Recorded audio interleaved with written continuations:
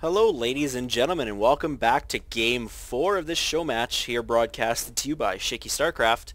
And I have not put out a lot of content lately, but I have to admit this content is probably some of my higher stuff that I've put on the channel. But anyways, let's go ahead and get into the game.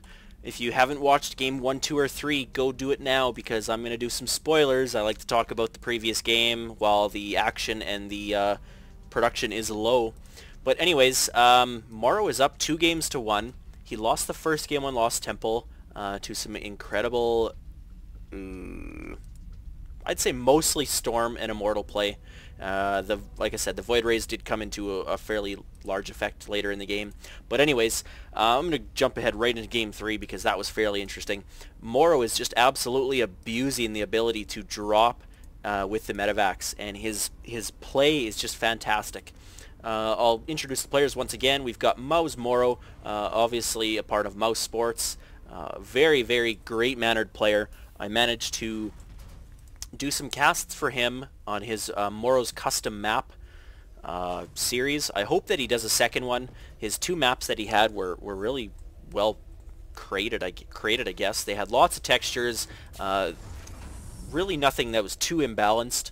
And he got a couple of the pro players to play some friendly show matches on it. There was no money, so it was just all friendly, and it was really nice of the pro players to take time out of their schedules and do that event for him. But I did cast it. It is on, I think, on SC World IT's YouTube channel. It's either that or GLHF IT's. I don't remember. A lot of my content does go up on their channel because with my busy schedule, they just kind of shovel the work to me. I do the casting, do the uploading. That way I don't have to, do the behind the scenes stuff. And once again, HuK here spawning at the right-hand position of Scrap Station. Well, I didn't mention the map yet, but he is the red Protoss spawning on Scrap Station. And once again, his signature probe is just harassing these SCVs. Although MorroW's doing a very good job at recycling the SCVs, taking the weak ones, putting them in gas, putting them on minerals, and taking them off that barracks so that HuK doesn't get a kill. And if we look at the units lost tab, WTF? I don't know what that was from. He may have lost an SCV, but what would be worth one unit? That'd be 150 resources. If anyone knows, because I'm drawing a complete blank here, feel free to post it in the comments.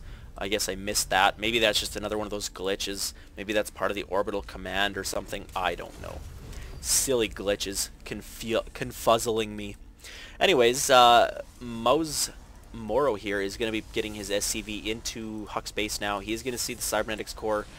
Is he going to chrono boost that warp gate technology? No, he's going to chrono boost that Stalker. So really not revealing what he's going to be doing yet here. He does see this pylon up here, so he may want to scan there later or try to scout there later once again with a Delayed Reaper or something. A Delayed Reaper still can be used up here and go all the way around the outside of the base if the Stalkers are out in the front. And HuK is going to be putting down that robotics facility as soon as that Stalker chases away that SCV. So he does, and he's going to be getting probably once again that fairly similar opening to what he's used in the past two games, where it's Gateway, robotics, and then Gateway again. It'd be interesting to see like Gateway, robotics, Stargate, and then see some like Phoenix, Immortal, and Zealot push or something. But anyways, he is putting down that second Gateway. Nothing too crazy right now. That is the fastest way to get out your Observer possible. A lot of players, like I said, will open 2 gate and then into Robo, but this is much faster. Warp gate now about 60% of the way done. Once that's finished, he might try to do a push, or he might just try to secure his expansion. I don't really know what his strategy is here on Scrap Station, but as he starts to reveal it and as things start to unfold, I will talk about it. The probe here is going to get taken out. The Marauder doesn't have concussive shells, so he just barely gets the snipe off. Well, not that he has the ability snipe, but gets the kill off. Anyways, it's late and I'm tired. I'm casting this like 11 p.m. my time. Anyways, MorroW is putting up an expansion here at his natural, so I don't know if HuK has seen that yet. HuK has not seen that, so he's not really sure what's happening. This Observer is getting into the base now. And this is something that a lot of Terran players should probably do. I don't know really if it's really worth the scan, but on this map especially, when a player knows that a robotics facility is coming, and obviously with HuK opening the same build the past 2 games it would be wise to keep a couple Marines here, and you kind of know when that timing is. Without a factory, it's a little bit harder to judge, but it's going to be somewhat similar to when you're going to throw down your expansion, or when you're going to have, you know, your first 5 to 7 Marines Marauders out. If you leave a couple Marines here, wait for that ripple, and scan, you can kill off that observer and really get an advantage on your opponent. But I really don't know if it's worth the 50 energy to kill off that observer or not. Most players think it is, but at this point you're spending all your energy on the mules. You don't really want to bank too much energy up because that extra income can be really effective in the early game.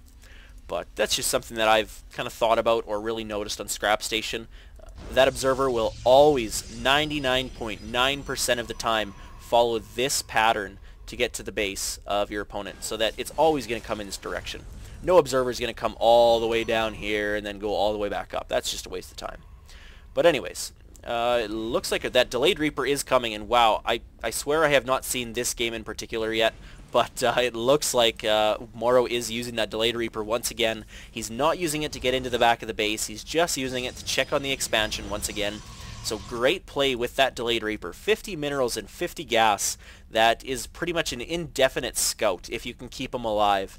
And with all the terrain advantages that Reapers can abuse, obviously they can grab this Zelnaga Watchtower. If they see something coming, they can just jump up onto the high ground. I guess this is the only place that they'd be safe that you couldn't get vision from. But anyways, both players are actually taking down the destructible rocks, and looks like there was some lag going on. And now I don't know what's happening, but there is an SCV coming in, and HuK wants to kill it as fast as possible before resuming attack on these destructible rocks. Colossi are being pushed out, and this time HuK is not making the mistake of neglecting that extended thermal lance upgrade.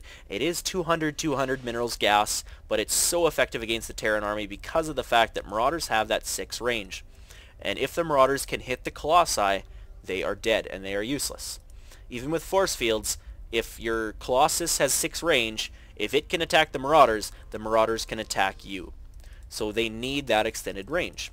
Against the Marines, it's not so bad because Marines obviously only have the 5 range, but he is chrono boosting that out as much as possible and getting up his second Colossi, which he's liable to do his push on either... oh wow, he's got 3 Colossi. Huh, I missed that. But he's liable to do his push with either 4 Colossi, 3 Colossi, or this extended thermal lance upgrade. And ooh, MorroW's been using these sensor towers really well these past few games. I haven't seen a lot of Terran players utilize this a lot enough. Yeah, I'm really talking smart here tonight, guys. Anyways, this is a great position for this. As you can see, only air units are really going to get to be able to take it out, and okay, air units won't be able to take it out because of this turret. But anyways, if HuK's army's pushing in, MorroW knows it. So MorroW knows everything's coming. He's like, oh, I can bring all my units here, siege up, and defend. Oh, he doesn't have any siege tanks right now, but he does have a couple Vikings that are going to be the counter to these Colossi. Nice force fields being put down, separating some of his army, but HuK's army at the same time is being separated as well. That extended thermal lance upgrade is done. One of the Colossi goes down. The Viking is trying to take out the second Colossi, but the Viking does get sniped off by these Stalkers. And HuK really needs to come take this out right now, but he is going to go in for some more pressure. These Vikings are out as well, or just one of them. But it looks like, wow, MorroW is bringing all of his SCVs off the line. He may be in some serious trouble here. Nice play by bringing these Colossi back beyond the Stalkers, but the Stalkers need to focus down the Marauders and not the SCVs. The SCVs are getting a surround on the Stalkers, but the Colossi are just mopping up those SCVs. Wow, the units lost tab has got to be very, very bad for MorroW right now. I really need to broaden my vocabulary, but normally I'm okay. So that Colossi does go down to the Viking, but there is another one in play, and with the 2 Vikings here with only 1 Stalker left, that tank is cleaning it up, and these Colossi are going to die. They stand no chance of retreating. These Zealots, they pass their Stalker friend, but they're going to retreat as well. So good play by MorroW getting those Vikings out, having that ready to counter them, and he didn't have them quite early enough, or didn't have enough